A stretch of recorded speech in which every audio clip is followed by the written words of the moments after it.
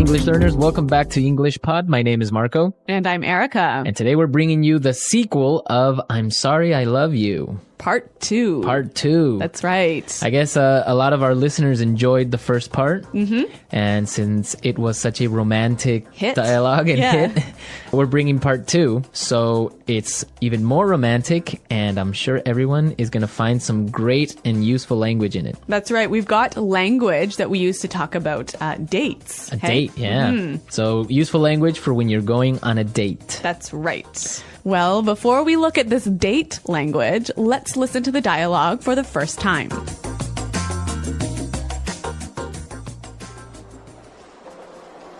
I'm so relieved that your ankle wasn't broken. I feel just awful about this whole thing. I want to make it up to you. Let me take you out to dinner tonight, my treat. Oh, that sounds great. I'd love to. Here's my address. Pick me up at 8. Perfect. Thank you for such a lovely evening. The food was amazing, and I had a great time. Me too. You look so beautiful tonight. I wish this night would never end. There's something that I have to tell you. But what is it? I woke up today thinking that this would be just like any other day. But I was wrong. The twist of fate brought us together. I crashed into your life and you into mine, and this may sound crazy, but I'm falling in love with you, Veronica. Wow, such a romantic dialogue. It really sounds like they're falling in love. Yeah, it's a really romantic thing that's going on right now, but there was some really useful words here, so why don't we take a look at language takeaway? Language takeaway.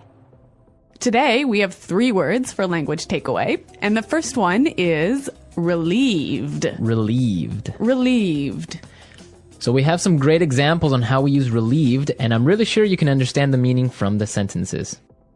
Example 1. They were relieved to hear that the company would not be making any layoffs.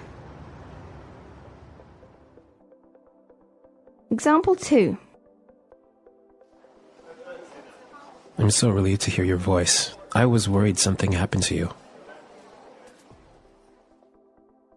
I guess relieved is like a happy or relaxed feeling that you get if you avoid something bad, right? Right. I'm so relieved that didn't happen. Yeah. Now for our second word, pick me up. Pick me up. Pick me up. So when you ask someone to pick you up, you're saying basically... Come and get me. Okay, so let's give a couple of examples. All right. My husband was supposed to pick me up from work yesterday, but he forgot. Does that really happen? Yes. All right, we'll have a talk with him. Or we could also say, oh, I need to hurry up. The taxi will pick me up at 7. Yes. So come and get me. Right. Mm-hmm. Pick me up. And our final word in today's language takeaway is... ordinary. Ordinary. Ordinary. Ordinary. So ordinary is a normal word. Yes. Meaning... It's normal. Uh-huh. Nothing uncommon about it. Yeah. So you can have like an ordinary person. An ordinary day. An ordinary day. Ordinary life. Uh-huh. Nothing exciting about it. What else is ordinary? Ordinary podcast. An ordinary podcast, which English Pod is not. Okay. Yeah. So ordinary. Okay, great words. And I guess now we can listen to our dialogue a second time. This time it'll be a little bit slower, and this will help you to understand the language more clearly.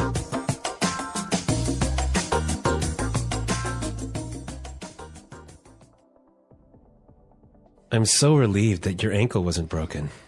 I feel just awful about this whole thing. I want to make it up to you. Let me take you out to dinner tonight. My treat. That sounds great. I'd love to. Here is my address. Pick me up at 8? Perfect. Thank you for such a lovely evening. The food was amazing, and I had a great time. Me too. You look so beautiful tonight. I wish this night would never end. There's something I have to tell you. What is it? I woke up today thinking this would be just like any other ordinary day, but I was wrong. A twist of fate brought us together. I crashed into your life and you into mine, and this may sound crazy, but I'm falling in love with you, Veronica.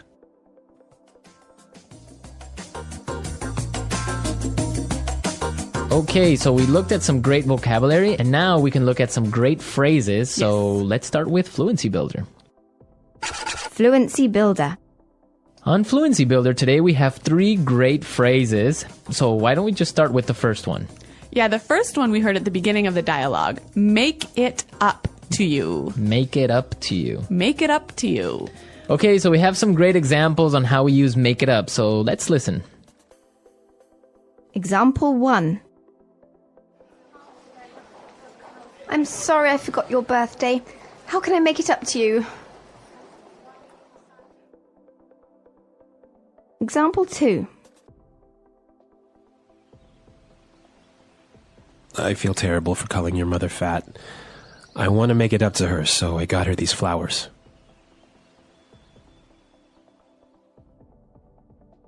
Example 3. John forgot my anniversary again. He's going to have to make it up to me. We can see from the examples that when you use the phrase make it up to you, you're kind of saying you want to balance something bad you did with some good action, right? Right, so if you call your mother-in-law fat... You better buy her at least some flowers or a card or something. To make it up, right? Yeah. So the bad action was... calling her fat. And the balancing good action was the flowers. Oh, the flowers, yeah. I don't think flowers will be enough, though. Looks like a doomed marriage.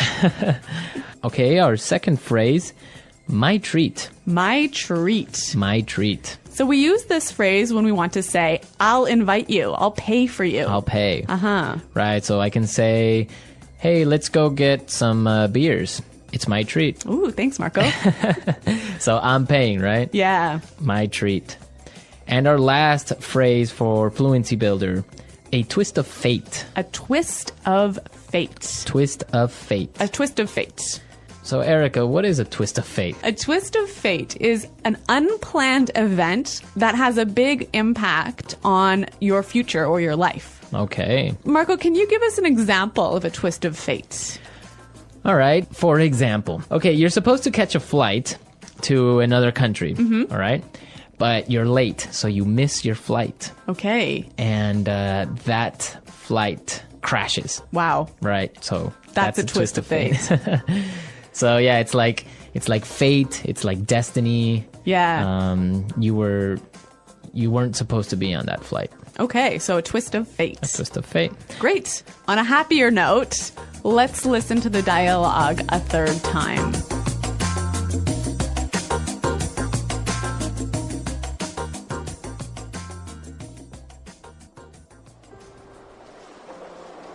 I'm so relieved that your ankle wasn't broken. I feel just awful about this whole thing. I want to make it up to you. Let me take you out to dinner tonight, my treat. Oh, that sounds great. I'd love to. Here's my address. Pick me up at 8. Perfect.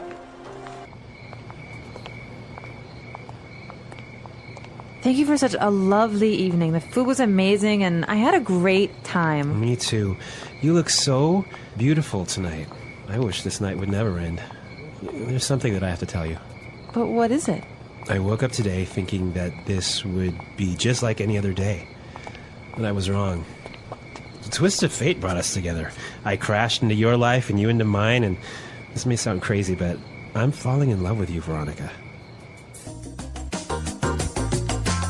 Okay, so we're back. Erica, I know you have a story of a twist of fate in your life. Yes. Recently, actually, this happened. I went to this party. And at the party, there was a contest, like sort of a lottery. Mm-hmm.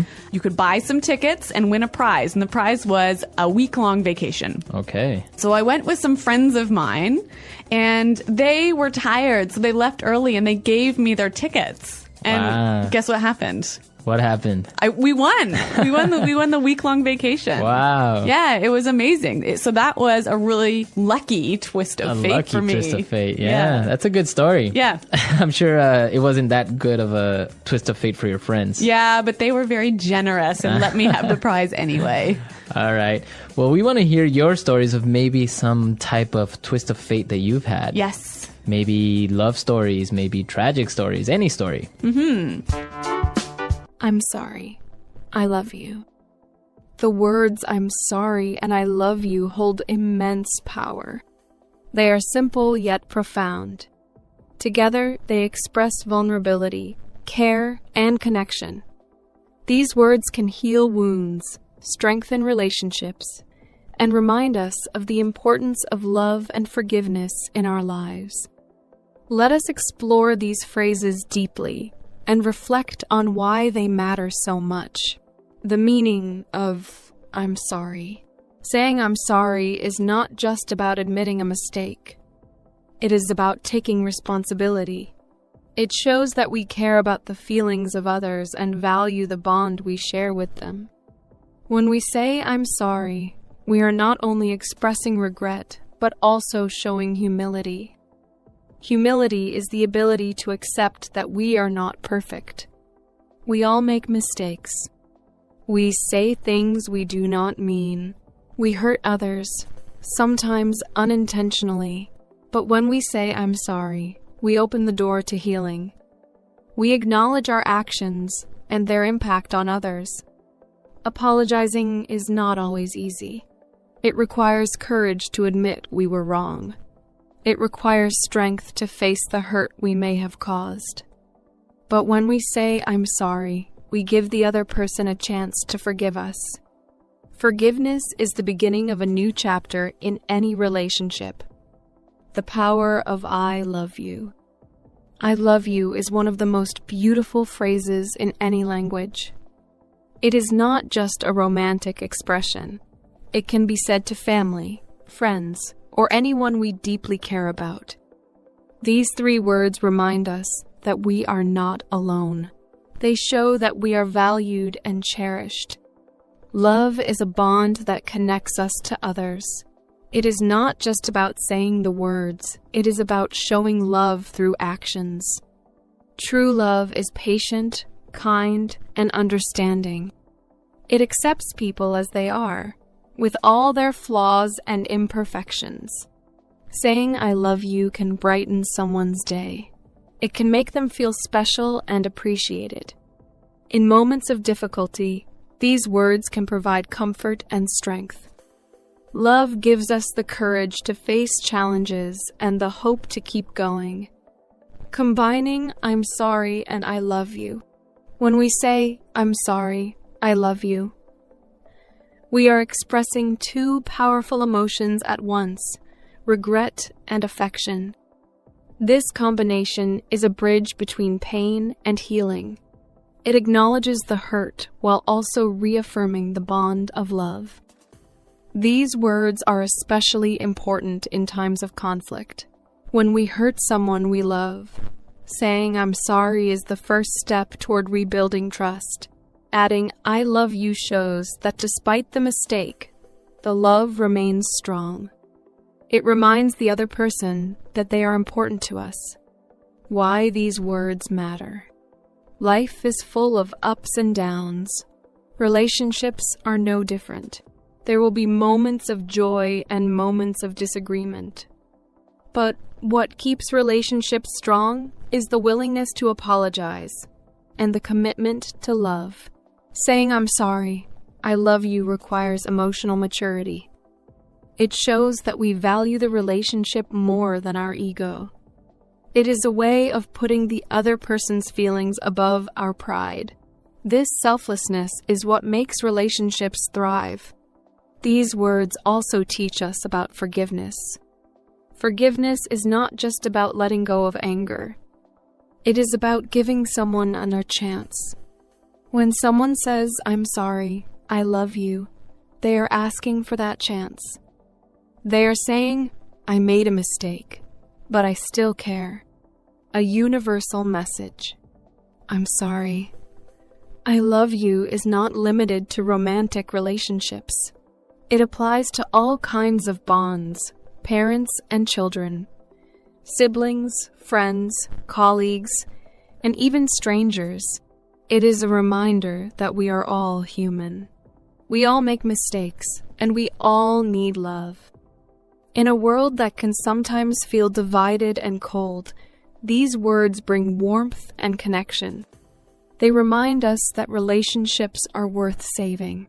They remind us to be kind and compassionate, not only to others but also to ourselves. Learning to say these words. It is important to practice saying I'm sorry, I love you.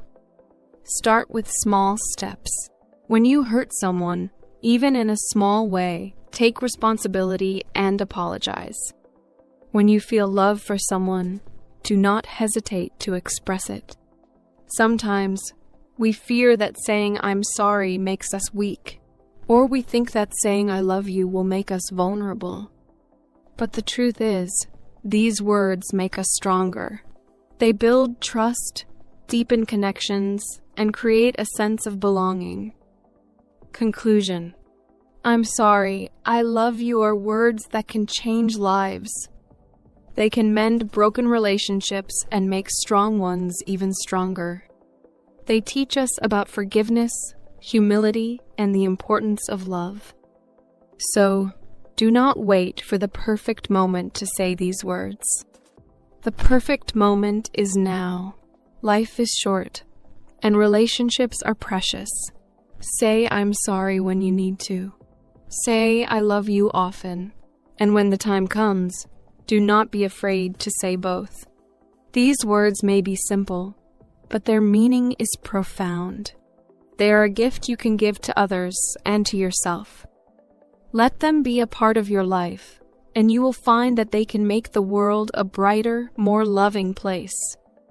The English Pod Audio Review. Listen to the meaning, then say the vocabulary word. Relaxed and happy that something difficult has been stopped.